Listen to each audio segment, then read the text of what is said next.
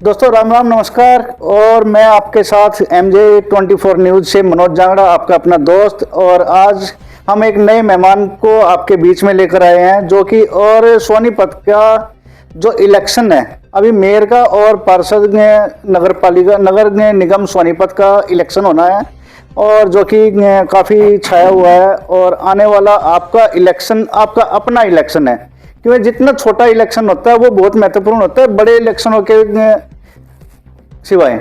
और बात करते हैं, हमारे भाई हमारे बीच में हैं, उनसे उनका परिचय भी पूछेंगे और आपके जो खट्टे मीठे सवाल हैं वो भी बात करेंगे। वैसे नमस्कार MJ24 न्यूज़ में। नमस्कार जी। आपके दर्शकों को भी नमस्कार। आपका नाम काफ़ी जोर शोर के साथ में सुनने को मिल रहा है, क्योंकि देश के लिए आपने काम किया है, देश के लिए नौकरी की है। और अब जैसे आप अपनी रिटायरमेंट के बाद आए हैं, पता चला हमें, उसके बाद क्या कुछ नया करने वाले हैं देश के लिए? मेरा नाम विकास दहिया है जी, और भारतीय वायु सेना से मैं रिटायर्ड हूँ। अभी 3 महीने पहले आया हूँ और जैसे देश सेवा करके आया, अब आगे का जो जीवन है वो मैंने जन सेवा के लिए समर्पित करने का एक अपना डिसीजन बनाया है।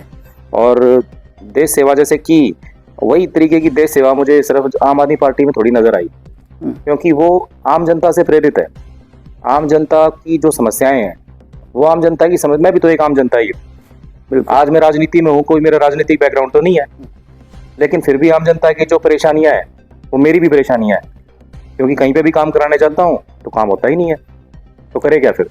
आम आदमी पार्टी में कब से आप सक्रिय हैं? आम आदमी पार्टी से मैंने अभी 3 महीने पहले मैंने अभी इसकी ज्वाइनिंग दी है। वैसे तो अंदरूनी तौर पे तो मैं 2012 से जुड़ चुका था, लेकिन भारतीय वायु सेना में था तो सरकारी कारणों के चक्कर में आप नहीं जुड़ सकते किसी पार्टी से।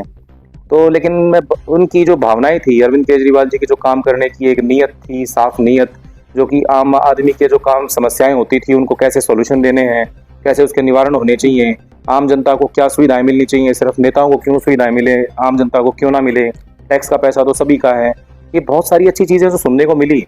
इससे एक चीज़ मन में भावना ये पैदा हुई कि कोई तो है कि जो आम जनता का, आम आदमी की कोई आवाज़ बन के मन से बोल रहा है, तो तब से मैं जुड़ चुका था। अब सोनीपत में क्या करने का इरादा है? सोनीपत में आम जनता की जो समस्याएं हैं, निगम का चुनाव क्या होता है? निगम का चुनाव बस जो आम आदमी के जन्म से लेके मृत्यु तक कोई भी ऐसी समस्या जो कि सरकारी काम जो कि निगम में होते हैं, जो कि तहसील में होते हैं, वो सारे के सारे काम हम कराएंगे, लेकिन काम ऐसे कराएंगे जो कि सरकारी खर्च पर होंगे। मैं आपके दर्शकों को एक बात बताना चाहता हूँ, निगम में और तहसील के अंदर जन्म से लेकर मृत्यु तक कोई भी सरकारी काम आपका हो, किसी को 1 रुपया सरकारी खर्च के ऊपर देने की जरूरत नहीं है। हम आपका काम सरकारी खर्च पे ही काम कराने का काम करेंगे, बिना किसी 1 रुपये के भ्रष्टाचार के। जैसे उसमें कोई भी काम आ गया, जैसे तहसील में आप जाओगे, चाहे वो इंतकाल से रिलेटेड हो, चाहे वो डिमार्केशन निशानदेही से रिलेटेड हो, मतलब आपका जन्म से लेकर मृत्यु तक कोई भी समस्या हो, हम उसको समस्या का समाधान करने का पूरा काम करेंगे। कौन से वार्ड से लड़ना चाहेंगे? जी अभी वैसे आम आदमी पार्टी ने वार्ड नंबर 19 से ही हूँ, तो वार्ड नंबर 19 से अब की बार लड़ने की वो है। आपके वार्ड नंबर 19 जो कि सेक्टर 23 का एरिया है, यहाँ के रोड वगैरह तो बड़े देखने लायक हैं। आप बता दीजिए कहाँ से देखने लायक है, मैं तो देखना चाहता हूँ आपके एंगल से भी कौन से ऐसे रोड्स हैं। ऐसे लगता है दोस्तों देखने लायक आप समझ गए होंगे कि भाई सोनीपत की जनता अच्छे से जानती है कि सेक्टर 23 क्या, पूरे सोनीपत के रोड तो बड़े देखने लायक हैं। अगर आप घर से खाना खा के निकलेंगे तो हजम अपने आप हो जाएगा जी। और क्या नया करेंगे? मैं ये कहना चाहता हूँ कि रोड से अगर आपने बात की, सरकार में, मैं आपके दर्शकों को बताना चाहता हूँ, सरकार में पैसे की कमी नहीं है।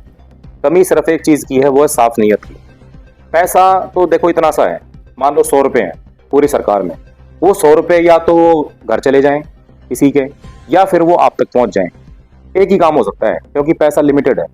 अगर पैसा आप तक पहुंचता है तो आपकी सड़कें भी अच्छी बनेंगी, आपकी गलियां भी अच्छी होंगी, आपके सीवरेज भी सब कुछ ठीक होगा, आपका जल निकासी भी ठीक होगी, आपका निगम से रिलेटेड कोई भी काम हो रुक नहीं सकता।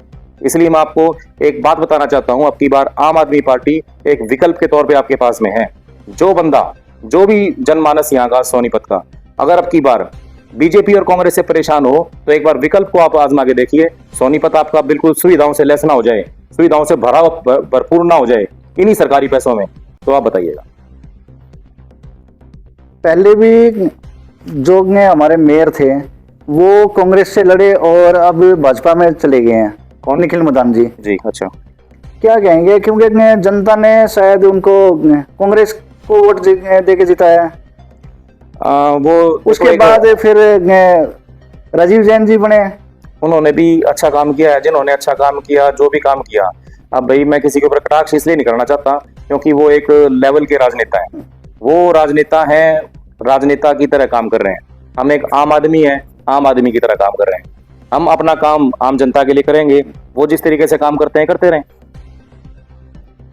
और क्या नया करेंगे और जनता को क्या संदेश देंगे? जनता को मैं एक ही संदेश देना चाहता हूं आपकी मैं, कि आपके पास में एक साफ विकल्प की, एक मजबूत विकल्प की, एक हम आपको मजबूत विकल्प देना चाहते हैं जो कि पूरे के पूरे सोनीपत में है।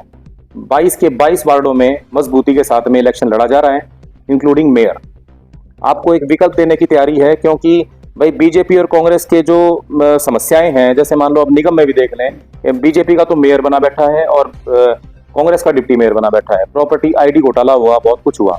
कहने को 3 अधिकारी सस्पेंड हुए, 10 कर्मचारियों के ऊपर में चार्जशीट हो गई, लेकिन कोई कह रहा है कि वो जो पैसा चला गया कंपनी को कोई उसकी रिकवरी करेगा? वो कोई बात नहीं कह रहा है। तो हमारा मतलब यही है कहने का कि जो जनता का पैसा है उसका एक तरीके से ऐसा मतलब खुलेआम लूट हो रही है कि वो चला भी जाए उसकी बात कोई नहीं कर रहा। सिर्फ बात को दबाने के लिए कहीं ना कहीं उस चीज को एक हवा में निपटारे करने की कोशिश कर रहे हैं कि भाई उसकी हमने चार्जशीट कर दी, उसका ये कर दिया। लेकिन मेरा कहना ये है कि वो पैसे की रिकवरी होनी चाहिए जो कि इन मामले में बाहर चला गया, उन कंपनियों को चला गया। एक बात और कहना चाहूंगा जो कि जनता का एक सवाल है। आप जैसे कह रहे हैं कि भाई 22 के 22 वार्ड में और मेयर की सीट भी आम आदमी पार्टी लड़ेगी, लेकिन बताया जा रहा है कि भाई हरियाणा के अंदर आम आदमी पार्टी का कोई जनाधार नहीं है। मैं आपसे पूछना तो यानी कि ऐसी स्थिति में कैसे पार लगा पाएंगे? जनाधार क्यों नहीं है भाई? हम अभी डेली प्रचार कर रहे हैं, जनाधार कैसे बनता है? बीजेपी का जनाधार कैसे बना था? एक एक बंदे को बता बता करके जब हर कोई सेटिस्फाई हो गया तो जनाधार बन गया। हम भी ऐसे ही हरियाणा में कर रहे हैं। हमारी राजनीति बिल्कुल स्पष्ट है। हमारी राजनीति ये है, इनकी राजनीति क्या है कि भाई वो पैसे को इधर ले जाएं, आप समझ गए हो कहां ले जाएं। और हमारी राजनीति क्या है, हम आप तक वो पैसा, सरकारी पैसा आप तक पहुंचाना चाहते हैं। सिर्फ इतनी सी राजनीति है और कोई जरा बहुत बड़ी रॉकेट साइंस है राजनीति, क्योंकि राजनीति का स्पष्ट अर्थ यही होता है, राज करने की नीति, जनता की नीति, जनता के लिए किया गया कार्य, वही राजनीति होती है। और वो असल मायनों में आम आदमी पार्टी करती हुई नजर आती है आपको। तो दोस्तों आगे भी हम ऐसे मेहमान को आपके बीच में लाते रहेंगे और आपके कोई भी सवाल है आप कमेंट बॉक्स में भेज सकते हैं। हम दोबारा से भाई साहब को आपके समक्ष लेकर आएंगे। भाई साहब अगर कमेंट में कोई भी सवाल आएगा जी तो आपको जवाब देना पड़ेगा। बिल्कुल, आपके दर्शकों का मैं पूरे अच्छे तरीके से जवाब दूंगा। जो भी समस्या होगी आपकी पूरे अच्छे तरीके से जवाब दी जाएगी। तो दोस्तों बने रहिए MJ24 न्यूज के साथ में। और मैं आपका दोस्त अपना MJ24 न्यूज से मनोज जांगड़ा। जय हिंद, नमस्कार।